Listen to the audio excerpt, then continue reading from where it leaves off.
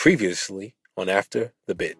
Put my life at risk every single day going to work. One of my customers was shot and killed in my restaurant. Was inmate number 1529341. The 1,529,341st victim of the state. Time I get to put on a belt, in a long time, because they got rid of belts a long time ago, because dudes used to put locks on them. Falling into platform of institutionalism that you might find with some people, and to some degree I can't knock that, because some people are not going home.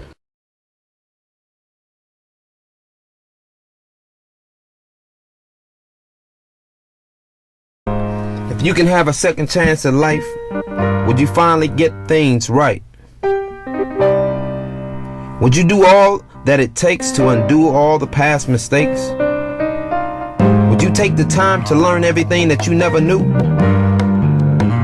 Would you do all the things that you never had courage to do? There are many things in my life that I would like to change. I have a lot of regrets and mistakes that I've made. There are opportunities that I have taken, too many wrong choices that I have made. I wish that I could right all my wrongs and find the places where I truly belong. I want a second chance at life. I am gonna live it the best way.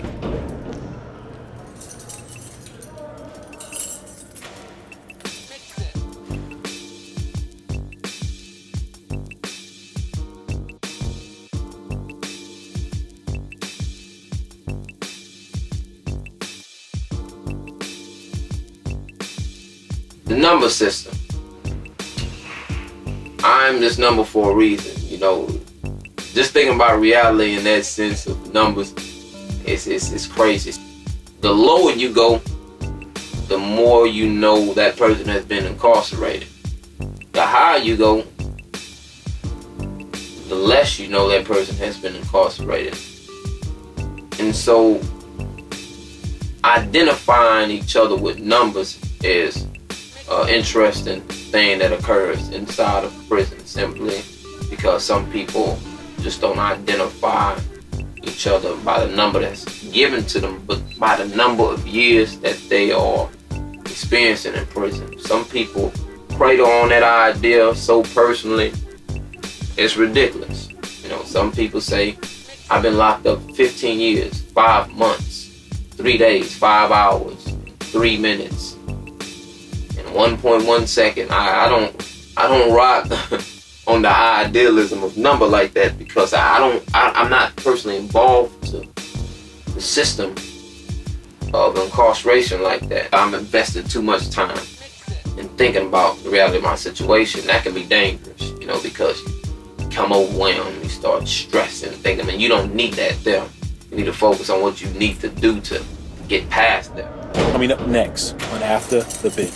I'm going home soon, and I mean real soon.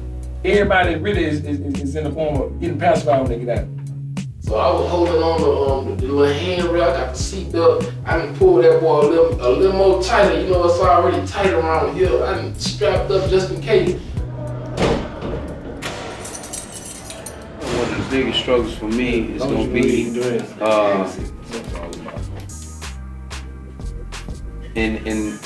in the pride level.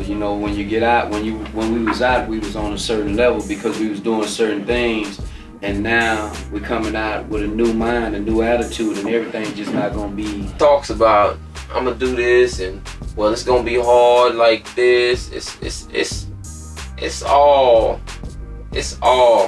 great, but one of the things in my reality that I know, and some people might not know entirely like I know, is that I'm going home soon, and I mean real soon.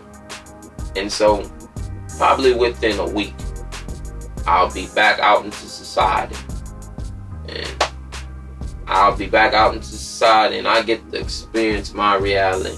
I get to put together, matter of fact, I get to apply what I've put together for 10 years. I've been doing me for a long time, so I honestly know that it will be struggles there, but I've been preparing myself so long to actually just apply and not get that opportunity to do it for my reality. You know what I'm saying? That's like my whole thing with everybody. You gotta be realistic. Like when I talk to them, that's the small, what are you gonna do? A lot of people get under the expression that they just talking about them a car. Get a nice apartment and get a good job. Somebody got to do, everybody really is in the form of getting pacified when they get out. So when I hear them type of stories, like, man, that's gonna hurt our relationship, bro, because you're not living in the real world. Your pride is so to the point where if you're not there, we can't kick it. See what I'm saying? Yeah. If you're not where you say you're, then you're not really trying to bond with me. That throw me out. My driving license issue is probably the biggest obstacle that I have. I talked to the lady, the receptionist, and she was like, yeah, we're gonna be here between this time and come in and fill out your paperwork and pay your money, and we're gonna get it all settled out. So, all right, I was planning on riding the bus, which I was pretty comfortable with. Like, I don't have a ego or feel kind of ashamed to ride the bus because, hey, if that's my only means of transportation right now, I'm gonna take it. I had talked to Shin, I say the night before, and he was like he wasn't doing nothing. If he wanted me to, he can take me. So I was like, all right, that'll work. Your car broke my cell phone thing. Do what? I My car broke it. You mean you broke it? Well, that's like $25 down the drain. That's cold, man. I don't know. This still good. You gotta be able to super glue or something. You know how that super glue is, man. Yeah, it'll work though. What's that? Oh, it's a fuzz buster. Radar detector. Oh, you got a radar. You be speeding up in this. Yeah, I gotta get someplace or something. Yeah. When you first get out of prison or jail or anything, you've been locked up, it takes a toll on you because it's something new and you ain't used to it. And Shin, he come out the parking lot, hooking slides, going up like, man, what is wrong with you? And I'm like, man, you driving kind of fast. So at the same time, I got this mindset, well, all right, as long as we doing speed limit and doing all this, so I'm looking at the speedometer and I'm looking at him, I'm looking at the road sign. First, you speeding and doing all this, I ain't trying to get stopped because, you know, I'm trying to stay on the right path. And you doing this driving like you, what's that, the transporter or something. So I was holding on the little handrail, I got the seatbelt, I done pulled that boy a little more tighter, you know, it's already tight around here. I done strapped up just in case. You one of them crazy drivers, is you? It's to be determined. No, I'm not really. I hate driving with my girl, man. She She out there? You know, driving real fast and pump the brakes. Before she get to the light, she'll start braking right here. Oh no. I always tell her, you can't drive with me like that. Right. I already have a few cars I'm looking at. Yeah. I ain't trying to get no slab. Right. You know, I'm trying to get something real. Of course, it's gonna be something nice. But yeah, reliable. Yeah. Right now, I ain't got too many options where I can go because I ain't just free yet. Yeah. But yeah, I got a few options. I say by the beginning of the year, income tax time. Yeah. I should have my car and my place.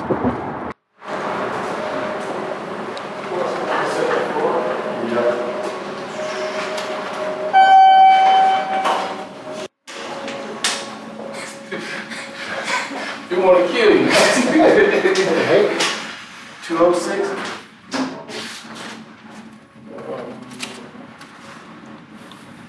No, 207. 205 right there. It should be on this wall there.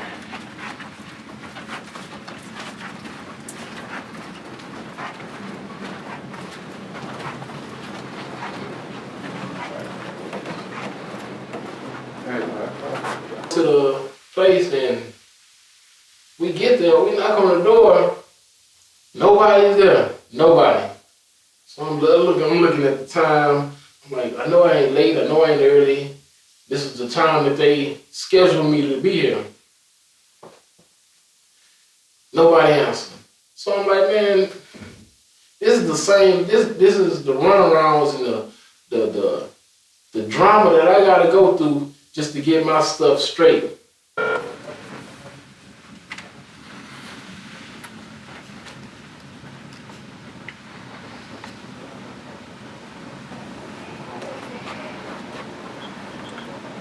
Hey, how you doing, sir? I was given this number and address. I'm at the office right now. What's that? 2990 Richmond Avenue, Suite 207. They give me the runarounds. I call one place. I call the DPS office, and they'll tell me, "Well, you got to do this." All right. I go there, find out all the information, go do it. Go try to take my driving license, and then you gotta do this else. And I'm like, okay. I go do that, do the little class, the drug substance abuse class. I go do that class, pay $130 some, finalize the class. I come back. Oh yeah, then you gotta mail it off and do that. I'm like, hold on. In my mind, I'm thinking like, why don't you just tell me everything I gotta do one time so I can go and get it out the way? The dude answered the phone. He said he's just the answering service. I don't know. He said he don't know where they at. It's some crazy stuff, man. Coming up next on After the Bid. If he wants to play dirty in court and try to throw my past in my face and stuff, I'm gonna issue that DNA test. We're gonna do a DNA test and say, how can Chloe's biological father not have rights? He deserves rights. He's a biological father. I started talking to my sister when I found out she was diagnosed with cancer.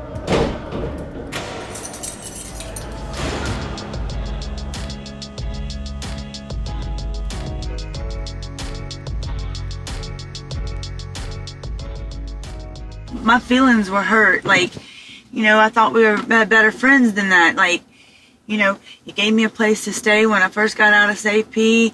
I thought everything was cool. We were hanging out together, doing coffee shots, going to Starbucks.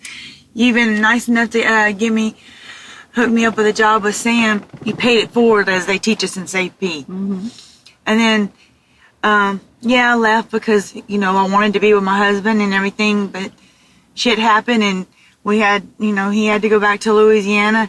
I called you. You said I could come over 15 minutes before I get there. Oh, no, you can't come here. To my house.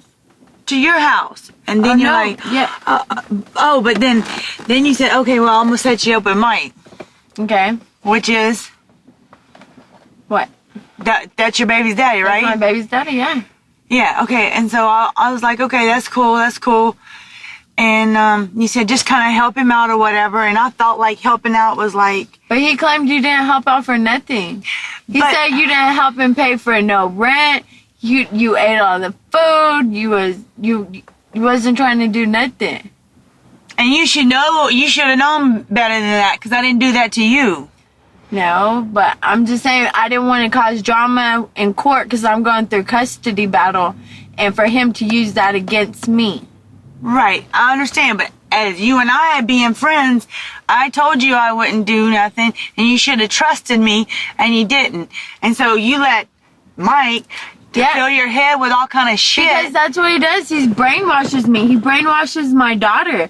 My daughter doesn't even want to be with me because he brainwashes her so much. Y'all were trying to put me in the middle, but I told you from the get-go, that's an innocent child. I don't play that. I know. And it's like he threw a bunch of shit up against the wall and you believed him to whatever stuck. Because I was scared about Chloe. Okay, you know what? If that's really how you feel, then, I can accept that. Sometimes I just want to give up. And and I tell you, don't give up. I know, but it's hard because I feel like I'm going to fail in court.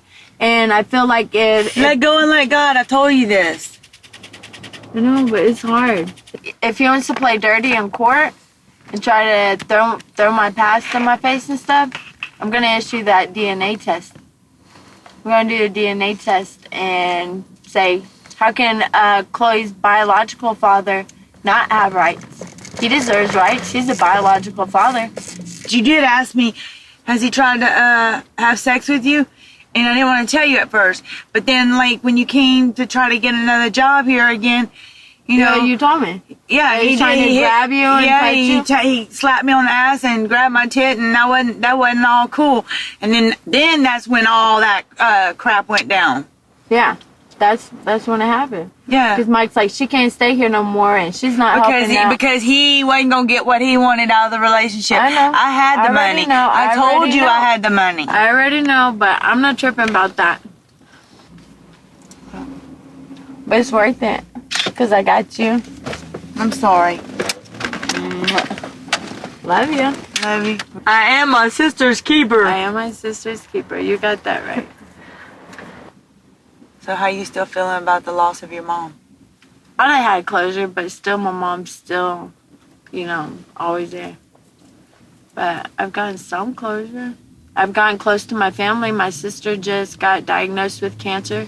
She's 29. It's supposed to spread all throughout her body. And I couldn't deal with that. After losing my mom and losing my sister, that was like my best friend, and I haven't had contact in over 2 years. Like, that brought my family back together. And that was the one in Columbus. Yeah. That was a godsend, because now her cancer is it's not fatal, but it's a tumor. They had to remove a tumor. So hopefully everything's okay. But we've been having everybody pray, and prayer works. So yeah, I know God is faithful. I haven't talked to my sister in over 2 years because when I was in my addiction, I wanted to get away, so I went to her house, and I was getting high in her room, and she walked in, and she was like, I'm going to go to the store, and she told me to get rid of the drugs. I was like, I'm not getting rid of them. When I'm finished with them, then I'll get rid of them. So she said she was going to leave, go to the store, so she came back, and here comes the cops in the room. I was like, really? Seriously? I come out with 5 years of probation, $5,000 of fines, 400 hours community service, IVR. I had to call into the system every day to do a random UA. I had to report every 2 weeks. It was all kinds of stuff. And the whole time I was locked up, I didn't get any letters. I didn't get any mail, no commissary, no nothing. When I got out, she didn't help pay my fines like she said she would. She didn't help me with nothing. So I had a lot of anger, and I didn't want to have anything to do with her. I just recently started talking to my sister when I found out she was diagnosed with cancer. We talk. Sometimes it's hard because I have a lot of anger inside me still, but I feel like her having cancer has definitely brought me and my other sisters back together as a whole family. All three of my sisters ganged up on me one time.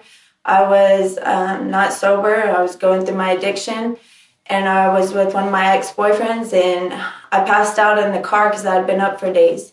And when I got to my sister's house, I woke up, and I realized that my daughter wasn't there. I started freaking out. I was like, where's Chloe? Where's Chloe? Where's Chloe? And they're like, you're not getting Chloe back. I was like, what do you mean? That's my daughter. They're like, you're not getting her back. We're calling CPS. I was like, oh, no. So I called her dad, and I told him, I was like, we're in a situation. We got to go get Chloe. So he came all the way, drove an hour really fast, went to CPS office, and my sister thought she was going to try to get custody of my daughter. And I told the people that this is what my sisters do. They're always contacting CPS, and I don't want my daughter to go with them. Give them to my baby's dad's family. So she was taken away for 7 months. So I have a lot of anger towards them, and I cut all of them out of my life for several years. Coming up next on After the Bid. I'm gonna dress up, I'm gonna put a monkey suit on with the baby hanging out, my head hanging out there, because you're gonna stop and buy a bottle of water from me. I'm still a hug, that's where I come from. The things that we have inside of the program is groups. Inside of the groups, we have some type of bond. It's like a fraternity almost. And everybody constantly carries this big, strong, or even firm grasp around the group. It's real protective. Like, you're in my group, you're my brother, so I've grown with you for 18 months. So these are different people in different groups. So each group, I honestly feel, has its own vibe. I'm talking about everybody want to have a normal life. A lot of people's life is going to be abnormal. Like, getting out here, like, I want to get to the, I want to do this, I want to do that with my family. I try to get a lot of them to understand that you lost that. You ain't going to have that. You just got to be out here, get a job, try to save some money so you establish that on. You 40-something when you get out here. You ain't wait, that's over with. You missed them days. Nah, I'm still healthy. So what you gonna do? What I'm gonna do? When you get out? When I get out, I'm gonna try to make something out of dirt. What's starting from scratch? From scratch? What's starting from scratch? Getting out, walking about what that is, in third ward. Getting in the They give, cause you know you gotta buy drawers. He said, what you gonna do? You gotta buy socks. You gotta buy, deodorant. You been to penitentiary before? 3 times. So you know when you get out, man, them little things add up, man. Square business, toothpaste, deodorant, you know, it's crazy. Yeah. You know, I told dude, I said I'm gonna buy a case of water. You can buy a case of water. I want to get my peddler's license, my store vendor. Mm-hmm. I told Charles this, he made a joke about it, and he preached about it. Y'all probably heard him preach about it, but it's all good. 32 bottles of water. It costs $2.50, I believe, at Sam's Wholesale, something $2.50. Something like that, you know. So we just say $2.50. So you got 32 waters for $2.50. You can sell the waters for $1 a piece. You just made a $29 some profit. You see what I'm saying? I'm gonna dress up, I'm gonna put a monkey suit on with the baby hanging out, my head hanging out there, cause you gonna stop and buy a bottle of water from me. They got dope fiends on the street corner selling ice cold water in the summertime. Do they not? My sister drive for Metro. And she said she stopped, she paid $2 for a bottle of water. I know one thing, people, they think people crazy, and if they see somebody they think crazy, if I put on a gorilla suit or a costume or Zorro suit and I'm wild-eyed out there, you gonna stop and buy a bottle of water for me. Gorilla suit, I would never do that in my life. I just think me as a person, I have so much more to offer than a gorilla suit. I mean, I think at that point you should ask yourself honestly, you know, how much you are valued as a person and how much you value yourself as a person to do something in this life other than just selling water with a gorilla suit. I mean, you have so much more. You have so much more to offer than just that. It's so many different opportunities out there. I've been in the penitentiary 19-some years wearing a gorilla suit, working in the heat for free, in the fields, in the cotton. I can do that. You know what I'm saying? That's not something I'm gonna do all my life, but that's something that I can do to develop a cash flow to where I can do something. It's a sacrifice, baby. And what you saying what you saying can work. I'm asking you, you've gone 19 years right now, right? 19 years, 8 months, no, 19 years, 9 months. Somewhere around there. Yeah. Okay. When you get out, what you can do is good at events. I'm talking about during the week up until them events roll around. What you do? I can do it at night. When you used to drink, you look like a drinker. Yeah. When you used to drink, you come out the club, you thirsty. Alcohol make you thirsty. Got some bottled water, baby. I'm still a hug. That's where I come from. I come from the streets. I know how to get at you. Look out, Black Mike, man. You look familiar, man. Man, I know you. Here you go. Something for you and your baby. Good conversations with people who've been gone your time, and I want to help you understand it. It's a lot of stores out there now. It is. Hear me out. Yeah. To where clubs you walk out of, your thinking has already been thought. So your plan is going to be already been executed right today. It's already been executed. I'm cool with it. With the gorilla suit on, late night in front of certain clubs in Houston, clubs period. I'm not a good idea. I ain't gonna wear the gorilla suit then. I ain't gonna wear the gorilla suit then. I'm not gonna have to. Gorilla suit and alcohol don't mix. Once I get on the scene, I'm gonna push that water like it's work. Because it's getting me something. I'm going somewhere. This is not a life dream or something, but this is me doing it on my own. I can take $100 worth, let's say under $500, I can get my license and I can start moving towards something to build a cash flow so I can do what I want to do. You see what I'm saying? Okay. I stayed on the block and I sold rocks, man, and look where it got me right here. You know what I'm saying? But I can take some water and I can do something positive with it. I guarantee you I can do that. On the next episode of After the Bit. How long you did? 27. I'm 28. You said it's gonna be hard. Why you say it's gonna be hard in free work for individual? Why you say it's gonna be hard? It's control of the environment. You should know what struggles in here. It's hard. My room sleeping and I had a bad nightmare.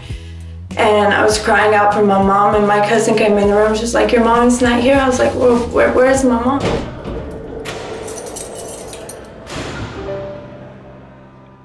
This is real talk from the heart. How many times have you struggled just to take care of your mother and your sister doing bad like your brother. Just to stay above the water, you hustle.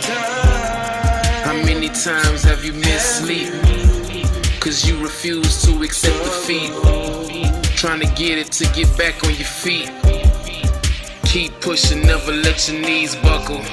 I got my feet on the ground, in my head in the sky. And just to get around, I feel like